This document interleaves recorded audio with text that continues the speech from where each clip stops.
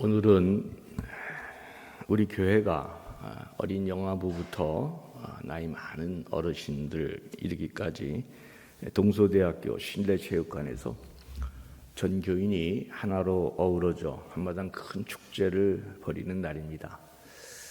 코로나 이후 전혀 이런 큰 행사들을 하지 못했는데 오늘 하나님께서 잘해주셔서 우리 모두가 함께 이렇게 어울리는 축제를 갖게 됐습니다.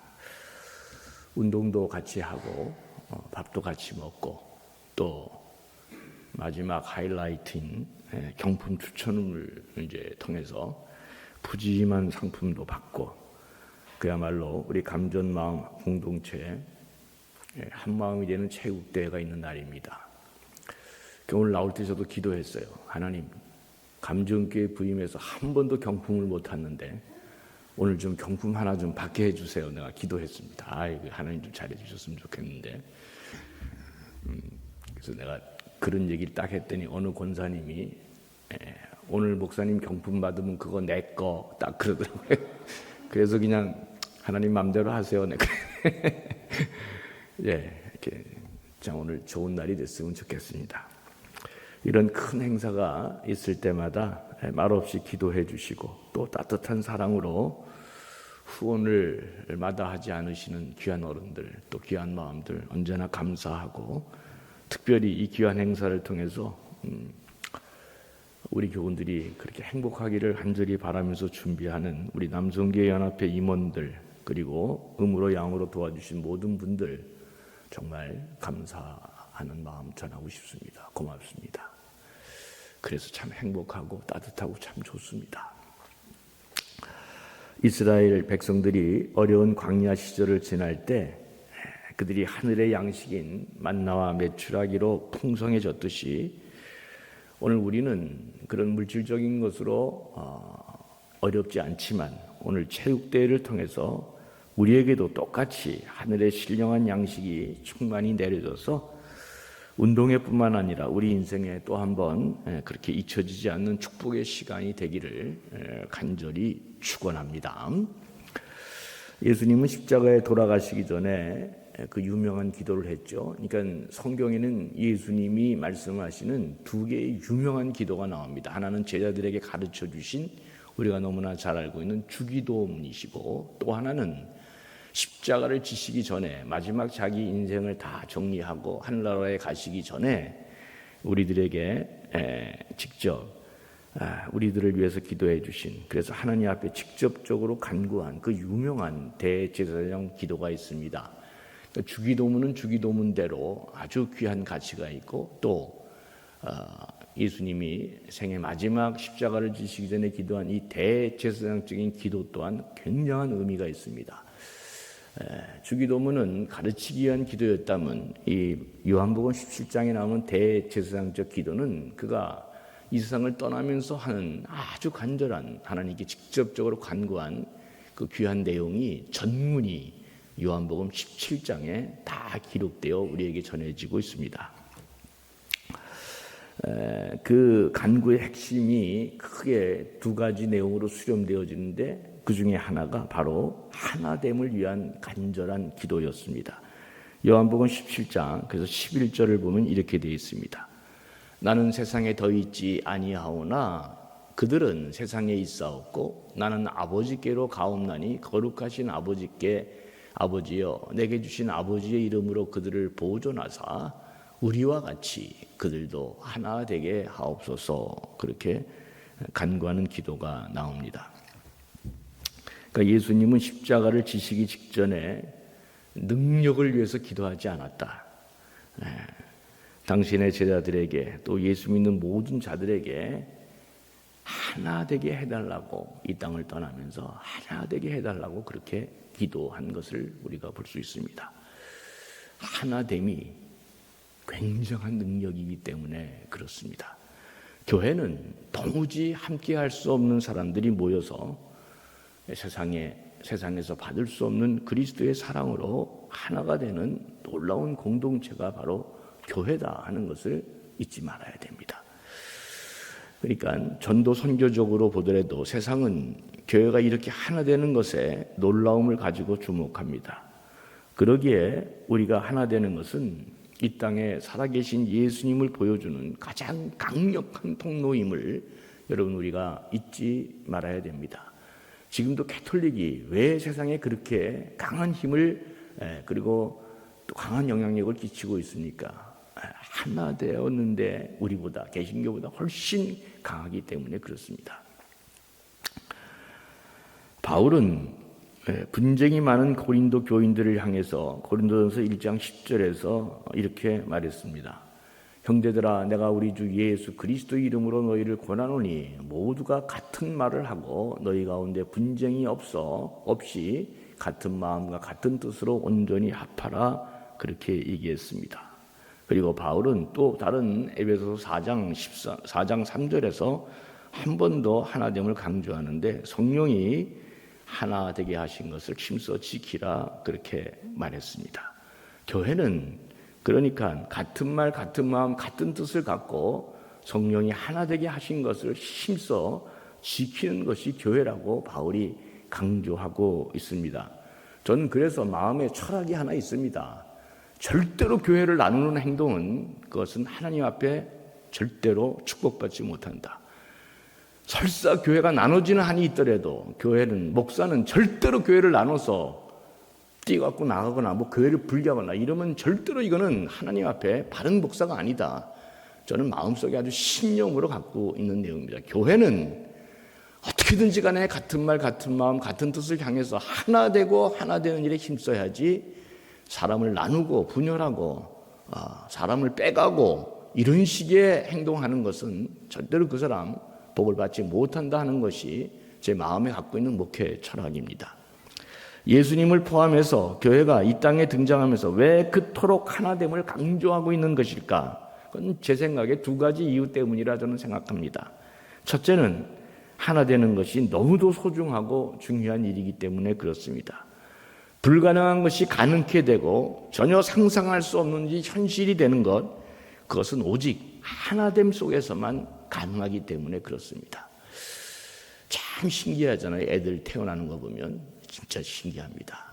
전혀 다른 남자 여자가 사랑하면서 하나가 돼서 그 생명의 위대한 신비가 그 안에서 출생하게 됩니다. 하나 될 때 전혀 실현 불가능한 것이 탄생하게 되고 그리고 상상할 수 없는 놀라운 일이 하나됨 속에서 이루어지는 것입니다. 그래서 모든 기적은 하나됨의 역사가 만들어 놓은 결과물이다. 저는 늘 그렇게 마음속에 생각하고 있습니다. 둘째로 하나됨을 그토록 강조하는 것은 이 하나됨이 그렇게 위대한 능력이기 때문에 사단은 하나됨을 깨는 악한 일들을 많이 행하기 때문에 하나님이 예수 그리스도를 통해서 하나됨을 다시금 강조한 것입니다. 사탄이 불완전한 인간을 격동시키는 방법이 뭡니까? 우리의 탐욕과 욕심, 자기의 욕망과 이기심을 실현시키도록 끊임없이 공동체를 나누고 분열하고 대립하게 만들기 때문입니다. 여러분 다 아는 다윗의 아들 압살롬도 아버지를 대적해서 아버지는 아무 일도 하지 못한다. 아버지보다 내가 낫다. 그러면서 하나하나 야금야금 백성들의 마음을 훔쳐갔다. 성경이 그렇게 기록하고 있습니다. 그러니까 어떻게 됩니까? 어떻게 돼요? 그렇게 해서 될 일이 아닙니다. 그렇게 해서 될 일이 아니잖아요. 그죠? 사단은 교회를 한 번에 무너뜨리지 않습니다. 하나 되지 못하게 야금야금씩 조금씩 무너지게 해서 그래서 마침내 교회를 망가뜨리게 되는 것입니다. 그런 의미에서 하나됨은 이게 선택이 아니고 생존과도 연결되어 있다. 어떻게든지 하나됨을 힘쓰는 일이 중요하다. 그렇게 말씀드릴 수 있습니다. 오늘 우리는 체육대회를 통해서 볼도 보고 골을 따라 이제 공을 따라 다 쫓아다니고 그렇게 하겠지만 사실은 서로의 마음을 향해 달려가는 시간이 되어야 한다. 왜냐하면 이 체육대회라고 하는 이 시간이 영적으로 보면 운동회가 아니고 다시 우리 모두가 뜨겁게 이 운동회를 통해 한 가족이 되는 시간이기 때문에 그런 것입니다. 오늘 우리 감정교회는 한마음 체육대회를 통해 정신적으로, 마음으로, 영적으로, 신앙적으로 더욱 하나 되는 축복의 귀한 시간이 되어져야 하겠습니다. 바울은 고린도전서 12장에서 교회 공동체가 하나 되는 매우 구체적인 강론을 얘기하고 있습니다. 바로 성령의 은사들을 말하고 있는 것이죠. 성령의 은사들을 쭉 열거하는 중에 마지막에 가서 사랑에 관한 이야기가 나옵니다. 오늘 본문을 다 읽어야 되는데 맨 마지막 부분만 한 구절 읽었습니다. 그래도 고린도서 12장 29절에서 13장 3절로 연결되어지는 이 본문을 한번 여러분 보겠습니다. 다 사도겠느냐? 다 선지자니까 하나님이 은사를 주시는데 어떤 사람은 사도로, 어떤 사람은 선지자로, 어떤 사람은 교사이겠느냐? 다 능력을 행하는 자이겠느냐? 다 병 고치는 은사를 가진 자이겠느냐? 다 방언을 말하는 자이겠느냐? 다 통역하는 자이겠느냐?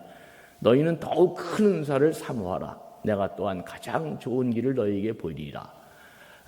내가 사람의 방언과 천사의 말을 할지라도 사랑이 없으면 소리나는 부리와 울리는 꽹과리가 되고, 내가 이제 이런 본문을 읽으면 그 학교 다닐 때도 그런 생각을 많이 한 거예요.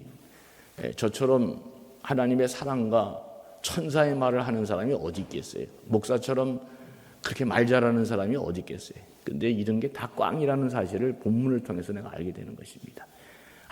아무리 유창한 말을 하고 달콤한 말을 할지라도 그게 소리나는 부리와 울리는 꽹과리가 된다는 것입니다.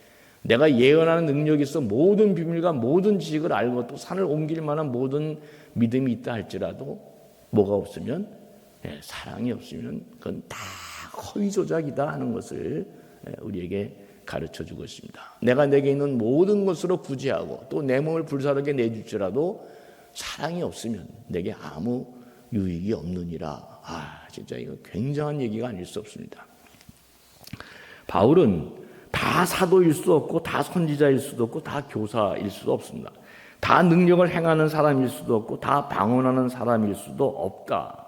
그렇게 말하면서, 그러니까 다 그럴 수도 없고 또 그럴 필요도 없다고 얘기하는 것입니다. 그러면서 바울은 여러분은 더 큰 은사를 사모하라. 내가 가장 큰 은사를 여러분에게 보여주겠는데 그게 뭐냐? 그러면서 그 유명한 사랑 이야기를 지금 사도 바울이 하고 있는 것입니다. 컨텍스트는 고린도 교회는 다 여러분 아시는 것처럼 바울파, 무슨 아볼로파, 또 개바파, 예수 그리스도 다 이렇게 나눠져 있잖아요. 마음속으로는 다. 그러니까 이런 사람들을 상대로 해서 교회를 하나 되게 하는데 바울의 처방이 너희 여러분들에게 그 좋은 은사들이 여러분들이 다 있지만 그것이 왜 하나 되지 못하느냐? 그 가운데 사랑이 없기 때문에 이게 불가능하다. 그러면서 바울이 강조하는 것은 사랑은 누구나 다 받을 수 있는 은사이고 누구나 받아야 하는 은사라고 강조하고 있습니다. 그러니까 자꾸 하나 되지 못하는 것은 뭐가 없기 때문이다? 자기 사랑만 있고 예수 그리스도에 대한 사랑이 우리 안에 없기 때문에 하나 되지 못하는 것입니다. 다른 은사에 대해서는 다 그렇게 받을 수도 없고 또 받을 필요도 없다. 그렇게 말했던 바울이 사랑이라는 은사에 대해서는 반드시 모두가 받아야 하고 누구나 사모해야 하고 누구나 받아도 좋은 은사라고 지금 강조하고 있는 것입니다. 그러니까 하나 되는 공동체의 존립의 가장 중요한 핵심은 무슨 은사가 없어서 능력이 없어서 망하는 게 아니라 우리에게 사랑의 은사가 있느냐 없느냐 여기에 따라서 공동체가 하나 되어지고 또 흥망성쇠가 여기에 달렸다 그렇게 말하고 있는 것입니다. 여기서 중요한 것은 사랑이 성령의 은사로 지금 다루어지고 말씀하고 있다는 사실이 대단히 중요한 대목입니다. 그러니까 사랑하는 마음은 은사로 하나님이 주시는 마음입니다. 내 한계를 넘으셔서, 그러니까 하나님이 주시는 것이기 때문에 내 한계를 넘어가고 내 능력을 넘어가고 내 이기심을 넘어가서 사랑하는 일이 가능해진다. 누구 때문에?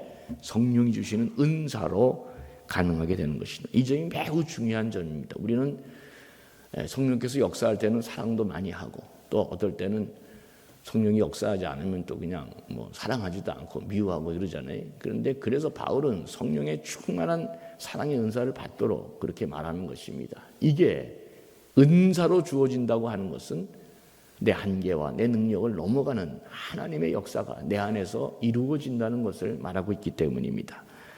사랑에 대해 한계적인 인간인 우리가, 사랑에 대해서 너무나 취약한 우리가 성령의 은사를 받으면 우리의 제한성을 넘어, 우리의 결함을 넘어서 사랑할 수 있는 놀라운 그런 사람이 될 수 있다. 성경이 그렇게 말씀하고 있습니다. 전에는 도저히 불가능하고 아득했던 그 사랑의 이야기가 성령의 은사로 마침내 우리 삶의 현실이 된다. 바울은 지금 그렇게 말씀하고 있습니다. 바울은 그 8절 이하부터 또 사랑의 영원성에 대해서 말씀하죠. 이게 참 중요합니다. 사랑만이 영원하다, 이제 그 얘기잖아요. 우리가 받은 은사들은 다 한시적인 것입니다. 시간이 지나면 시간과 함께 다 지나가는 것들입니다. 예언도 그것이 현실이 되면 다 지나가는 것입니다. 우리가 천국에 가서 말씀하시는 하나님 앞에 설 때 그 예언은 아무것도 아닌 것입니다. 방언도 우리가 하나님 나라에 가서 하나님 나라의 말을 우리가 다 나누고 구사할 때 그 방언이 무슨 의미가 있겠어요? 모든 것을 환하게 알고 있는 하나님 나라에서는 지식의 은사도 다 그것이 의미가 없는 것입니다. 그래서 고린도전서 13장 9절에서 10절을 보시면 우리가 부분적으로 알고 부분적으로 예언하니 온전한 것이 올 때에는 부분적으로 하던 것이 다 폐하리라, 그 말입니다. 이 땅에서 받은 모든 은사는 다 지나가는 것이라 말씀하고 있습니다. 이게 참 재밌습니다. 저도 이제 신학교 다닐 때, 그리고 교육 전도사를 할 때, 전임 전도사를 할 때, 부목사를 할 때, 저도 많은 은사도 있었고 달란트도 있었고 그때마다 다 이렇게 열심히 했습니다. 근데 담임 목사가 되니까 무슨 제가 뭐 찬양 인도를 하겠어요? 무슨 뭐 청년부를 하겠어요? 무슨 뭐 중보기도를 이끌겠어요? 무슨 뭐 다른 어떤 부문적인 일을 하겠어요? 그런 것은 다 그때 이렇게 열심히 했는데 지금 와서는 하나도 그것을 사용하거나 사용해 본 적도 없습니다. 사람은 다 그렇게 시간과 때에 맞춰서 지나가는 것이고 다 걸맞는 것이고 다 변하는 것입니다. 은사도 적당한 때 하나님이 주시고 또 그것이 내 자리와 위치가 달라지면 다 또 지나가는 것이고 또 다른 은사가 내 그 모든 자리를 잘 감당할 수 있도록 하나님이 주시는 것입니다. 다 지나가는 것이에요. 그런데 그거 붙들고 있으면 높은 자리 못 가는 것입니다. 그죠? 국민학교 때 주는 은사를 내가 대학교에도 그대로 갖고 있게 그거 안 되는 것입니다. 거기에 걸맞는 은사에 따라서 자기가 계속해서 끊임없이 개발되고 발전하고 달라져야 되는 것이죠. 그래서 이 땅에 받은 모든 은사는 다 그 시기와 때에 따라서 사용되어지고 다 지나가는 것입니다. 그런데 그때에도 마지막 때에도 지나가지 아니하고 세월을 견디는 것이 하나 있는데 그게 뭐냐? 바울은 그게 사랑이다, 그렇게 말씀하고 있는 것입니다. 다른 것은 다 지나가는데 사랑만큼은 끝까지 하나님 앞에서도 사라지지 않는다. 그래서 그 유명한 고린도전서 13장 13절에서는 이렇게 말씀하고 있습니다. 그런즉 믿음, 소망, 사랑 이 세 가지는 항상 있을 것인데 그 중에 제일은 사랑이다 그랬습니다. 성령님께서 우리에게 사랑의 은사를 더 많이 주시도록 우리는 기도해야 될 것입니다. 그래서 더욱 우리가 하나 되게 하시고 새롭게 하시기를 간구해야 됩니다. 사랑이 그냥 나온 게 아니고 고린도 교회만 강하게 나오고 있는 이유는 고린도 교회가 능력도 많고 실력도 있고 다 사람이 뛰어난데 예언의 은사도 뭐 성령의 능력이 충만한 교회였는데 왜 계속해서 그 놀라운 능력 가운데 하나 되지 못할까? 그들은 결정적으로 십자가를 잃어버렸고 더 중요한 사랑의 은사를 잃어버렸기 때문에 온갖 그냥 가지가지로 다 사람들이 날뛰기 때문에 교회가 교회되지 못하고 가장 눈물을 많이 흘렸던 바울의 교회가 이 고린도 교회였다는 사실을 꼭 기억해야 됩니다. 그럼 뭐로 처방하느냐? 상반절에는 십자가로 처방하는 그 말씀을 하시고 뒤에는 사랑의 은사가, 사랑만이 우리를 하나 되게 한다는 것을 계속해서 강조하고 있는 것입니다. 한국 전쟁 당시 피난민 교회들 가운데 자기 가족 먹을 것도 부족했지만 서로 음식을 나누며 함께 살았던 그런 공동체 이야기가 한국 교회사에 많이 있습니다. 근데 훗날 조사해 봤더니 그 공동체들은 전쟁 이후에도 전혀 무너지지 않고 건강하게 하나로 그 공동체가 교회가 성장했습니다. 왜냐하면 사람은 다 그런 것 같습니다. 음식만으로 사는 존재가 아니고 나를 사랑하는 누군가가 있다는 힘으로 그렇게 살아가기 때문에 사람이 있는 곳에는 반드시 하나가 되는 역사가 나타나는 것입니다. 가정은 모든 게 용서받을 수 있다 그러잖아요. 내가 친구라는 영화 여러분들한테 오늘은 참 이렇게 하면 안 되겠네. 그래도 편집이 돼. 오늘 일부 예배가 이제 방송으로 다 나가야 되기 때문에 다른 얘기하면 안 돼. 그래서 뭐 잘 편집을 해줄 거라 믿고 방송국에서 내가 친구 영화 한 여러 번 봤습니다. 내가 우리 교회 부임할 때 모 장로님이 목사님 친구 그 영화 봤습니까? 그러니까 나 못 봤습니다. 그랬더니 아니 친구도 안 보고 부산에 와서 목회하려고 그럽니까? 친구 보세요. 딱 그러더라고요. 그래서 내가 여러 번 봤는데 그 친구 영화 중에서 재미나는 표현들이 참 많이 나오는데 그 중에 하나가 미안하다. 내가 그때 잘못했다. 그렇게 얘기하니까 뭐라 그래요? 그 유호송이가 아니다. 친구는 미안한 거 없다. 좀 억양이 됩니까? 아니다. 친구는 미안한 거 없다. 그 진짜 멋있더라고. 가족은 미안한 게 없는 것입니다. 자식은 밖에 나가서 아버지가 아무리 잘못해도 우리 아버지가 맞다 얘기해 주는 게 가족인 것입니다. 가족은 세상의 모든 무거운 짐, 그냥 피곤한 모든 우리의 무거운 짐들이 어디서 해결된다? 가족에서 해결되는 것입니다. 가족은 다 용서가 되는 것이고 다 받아주는 것이고 다 회복이 되어지는 것이고 가족은 무한히 우리의 존재가 인정받는 것이 가족인 것입니다. 그리고 그 다음이 어디예요? 교회 공동체인 것입니다. 그냥 어떻게 하면 그냥 안 그런 척하면서 그냥 긁어내고 사람을 긁어내고 이런 게 우리의 문화가 돼버리면 그 교회는 절대로 성장하지 못합니다. 다 용서받고 그거 모르는 사람이 어디 있어? 엄마가 내 아들이 그거 잘못한 거 모르는 엄마가 어디 있어요? 그래도 살인자인 아들에게도 교도소에서 죽어가면서도 엄마는 뭐라 그래요? 우리 아들은 착한 아들입니다. 그게 엄마지. 그게 그 엄마가 몰라서 그런 얘기 하겠어요?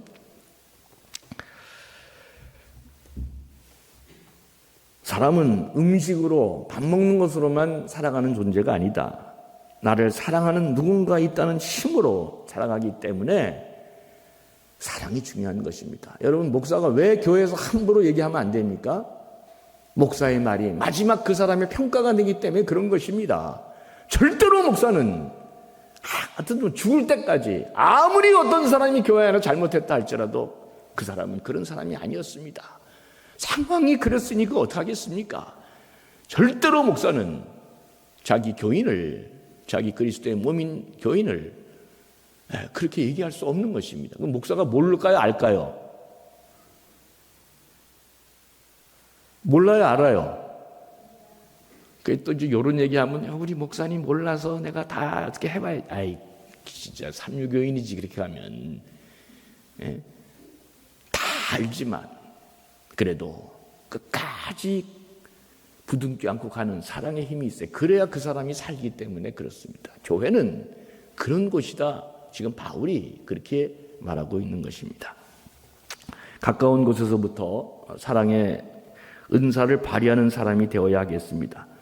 가정에서 그렇게 제일 먼저 해야 되고 그 다음에 중요한 것이 하나로 묶어진 하나님의 영적 가족, 이 교회 공동체의 모든 사람들을 더 사랑하는 사람이 되어야 합니다.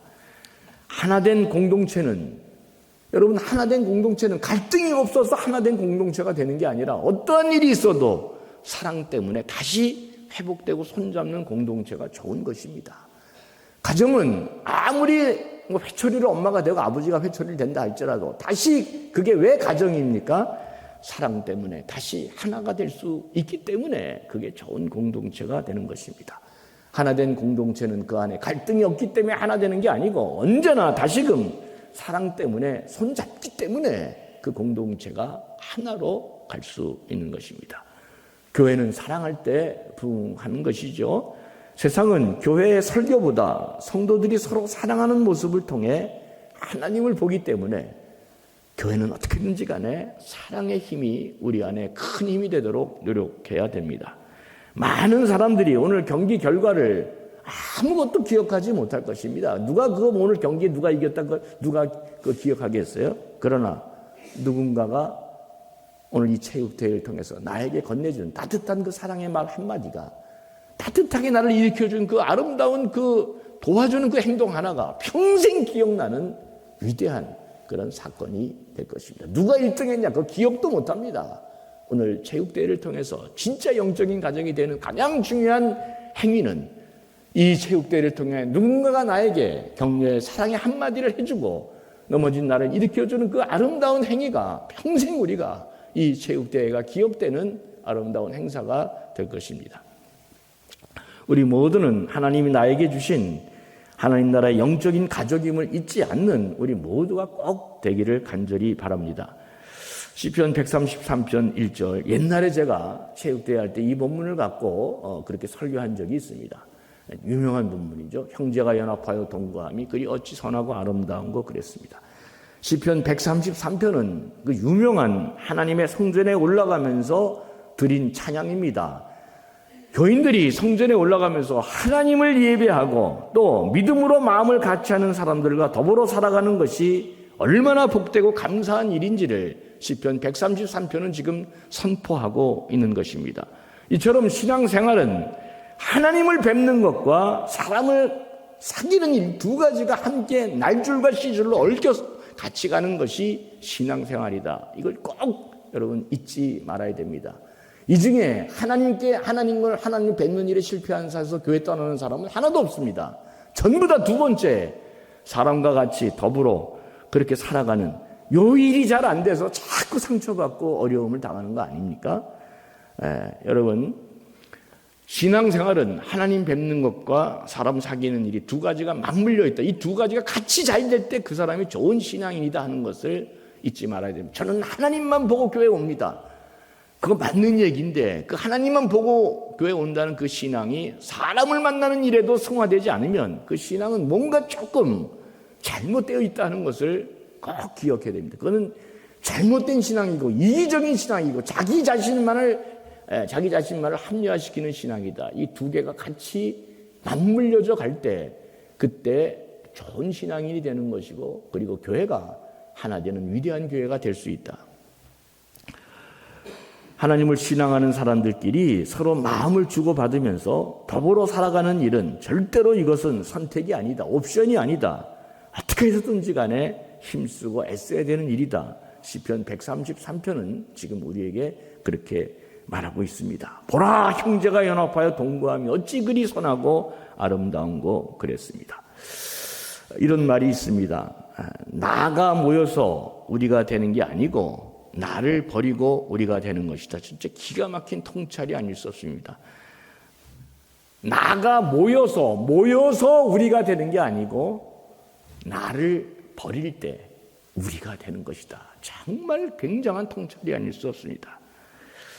강한 공동체는, 힘 있는 공동체는, 사랑이 넘치는 공동체가 이렇게 되려면 우리가 되어야 하는데, 그러려면 자기를 중심으로 돌아가는 공동체가 아니고 우리를 중심으로 돌아가는 공동체가 되어야 합니다.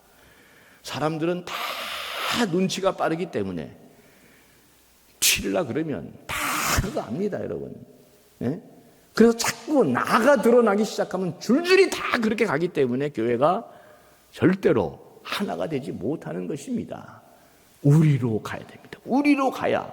그러니까 사람이 모인다고 해서 일이 되는 게 아니고 나를 버릴 때 그때 일이 된다 하는 것을 깊이 꼭 기억하고 살아야 됩니다.